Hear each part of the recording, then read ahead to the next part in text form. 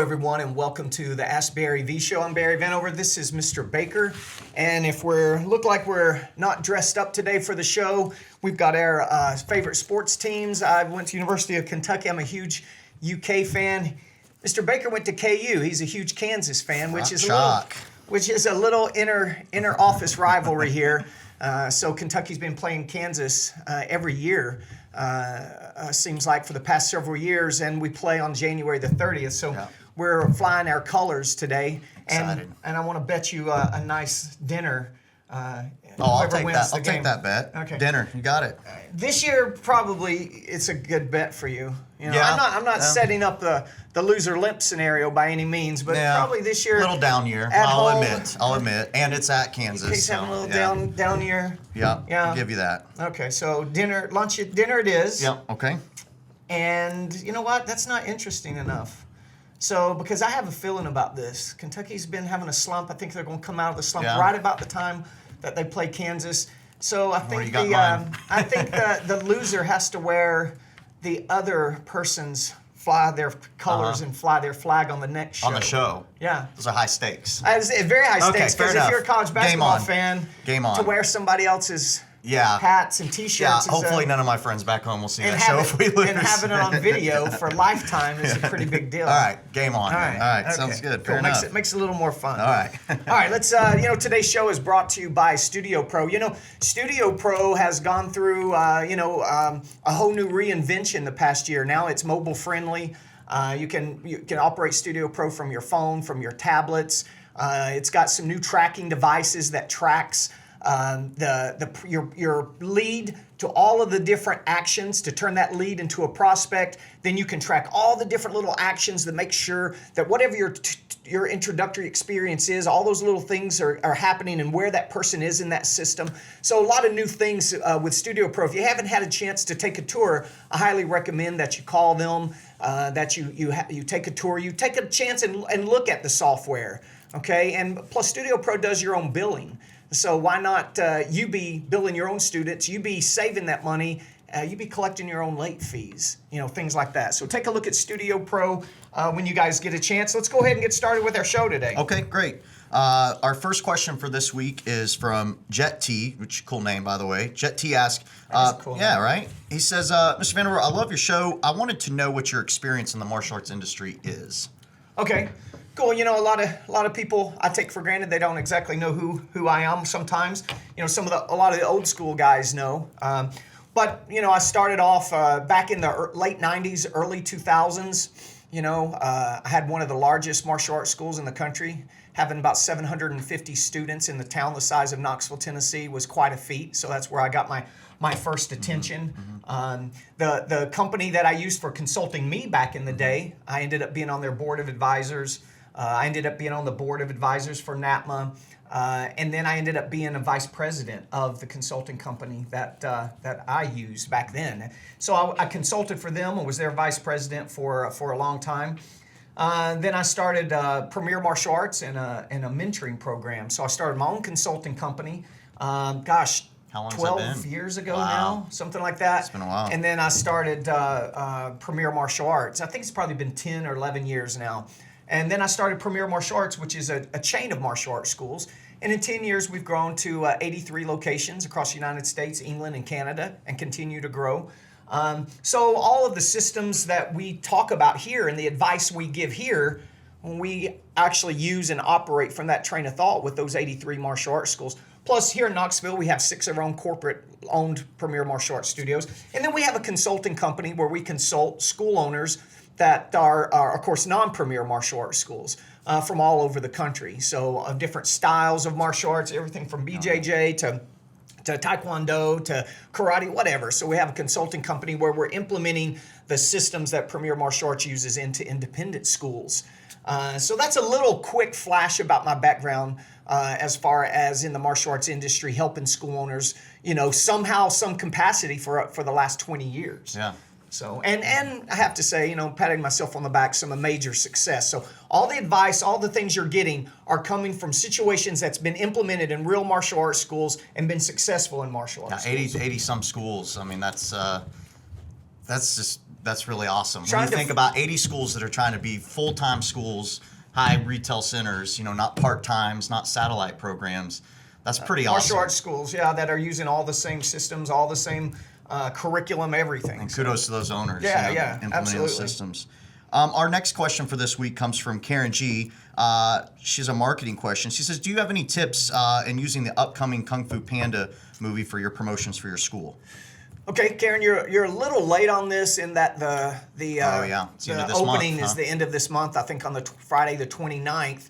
I went over this in one of our other shows when we talked about the Star Wars promotion and that same system that you can implement in any movie opening, right? But some things that you could probably do pretty quick is the first way I would use the movie is I would be promoting an event. So think about it two ways. If you understand what mass intros are, now I don't have time to go through the details of how to run mass intros, but mass intros is an event that we have on Saturday morning where we try to get as many kids or adults, depending on which mass intro it is, to show up as possible, and we make them a special today only offer. Very, very successful. It's just part of our normal systems. We do that every Saturday morning. Sometimes we have 40 people show up and sign up 30. Sometimes we have 6 people show up and we sign up 2. But we work on that every single weekend, right? So first thing, if you're doing mass intros, I would disguise your mass intro for a few weeks, just like we did for the Star Wars, and still are. I would probably disguise them for the Kung Fu Panda, maybe Kung Fu Panda Children's Beginning Martial Arts Workshop. And then I would be promoting those Saturday events, which is your mass intro. I would be making sure that I have the appropriate materials to hand out at a promotional booth or all your promotional booths for the next few weeks after the movie. But try to have a promotional booth at the opening weekend of the movie and the weekend after. A lot of people will wait till the second weekend to go see a movie because they don't want the crowds and so forth. And you still got a lot of people going out to see Star Wars every weekend. So I would make sure I have the proper materials to hand out, inviting people to that Kung Fu Panda Beginning Children's Martial Arts Workshop, free uniform while supplies last to the first 25 to 25 attendees each weekend, that type of thing. And then all the other ways that you would promote your mass intros, like if you have a birthday party this weekend, I'd be inviting all those kids to the Kung Fu Panda event the next weekend. If you went out and did any school talks at daycares or public schools, I would be inviting them to a Kung Fu Panda workshop on the next Saturday. So instead of just always doing the traditional mass intro, we're kind of disguising the mass intro with the theme of that movie. So those are that's a couple quick things that you could do. And then I would probably do a buddy day where all your students can invite all their friends on a Saturday, which is again, still technically just your mass intro. Just like you would do any buddy event. And again, make it a buddy event of Kung Fu Panda Beginning Children's Martial Arts Workshop, getting your students to invite their friends to the event. So those are some quick things. And don't forget about Facebook and social media. A lot of people are getting great results from using social media for event promotions. So use that to promote the Kung Fu Panda Beginning Children's Martial Arts Workshop. There's some quick things you can use to tie into the movie pretty fast that you would still have time. Our next question for this week comes from Mark S. He asked, he says, I've been watching your show and you talk a lot about systems. What exactly are you referring to? That's a fair question. That's a fair question because the word systems and processes and procedures kind of vague, I guess. Thrown around so much, and if you don't know what we're talking about, or people talk about ideas and actions and so on, systems aren't ideas. Systems aren't random actions. Systems are exact procedures on how you do something. So whether it's how you answer the phone, whether it's your introductory procedures, the different type of marketing methods that you use, how you teach your classroom floor, how you handle staff meetings with your team, how you keep statistics and do your banking. All of that has to be exact systems to where if you are not in the business, you could teach somebody else to do exactly what you would do or exactly that system.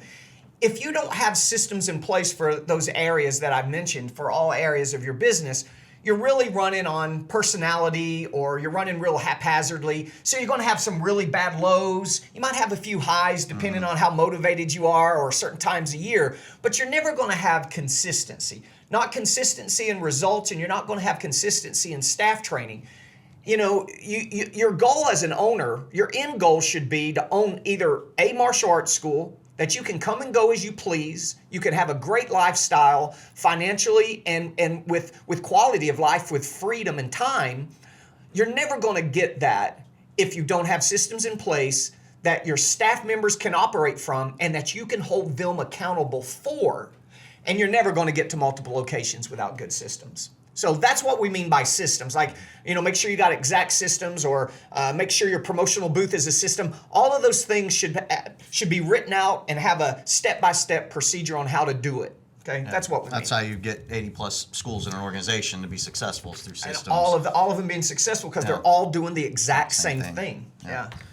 Our last one for this week, Joey C. asks, I'm a manager of a studio. I'm responsible for pretty much everything. I've heard that before. Every time I bring an idea to the owner to promote the school that costs any money at all, he shoots me down.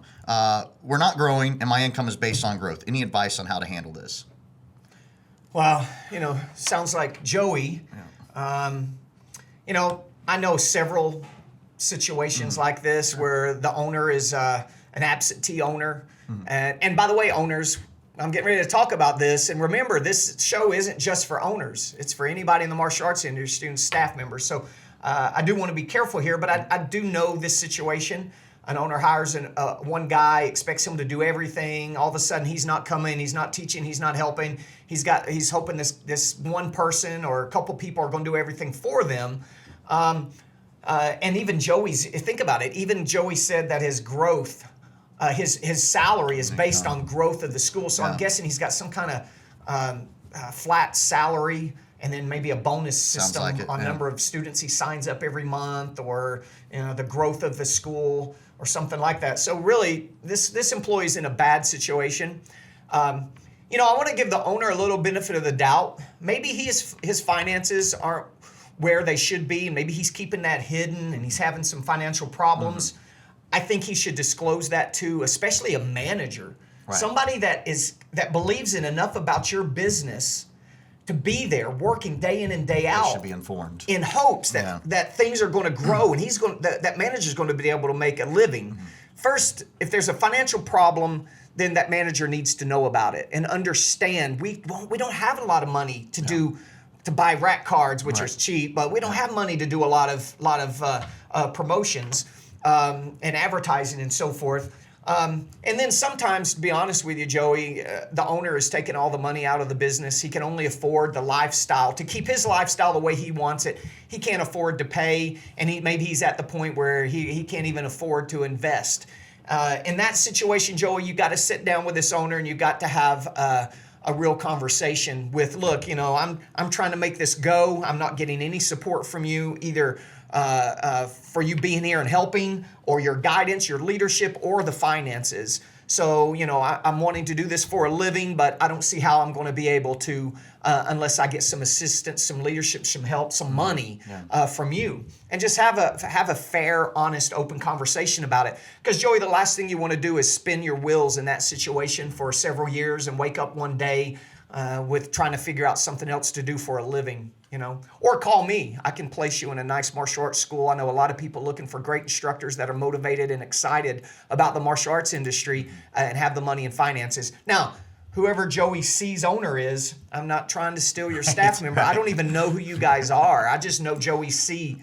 That's all I know, right? So I'm not trying to steal a staff member. I'm just saying I'm answering Joey C's question. I got to look out for him. Sure. You got to put yourself in the best position where you can succeed. So you need either sit down and talk to that owner and create that situation where you could succeed, or you need to get out of there and go on to another situation, another place, another industry, or another martial arts school. I think that's great advice. Yeah. All right, that's all of our questions for all this right, week. that's it. Wow, this went quick today. All right, guys. Thank you so much. We'll see you next time. And one of us will be wearing the other person's, Let's go Kansas, Rock the Chalk. other person's We shall fan see. apparel, right? So we'll see what happens. That's January the 30th for any of you NCAA basketball fans. All right, see you guys.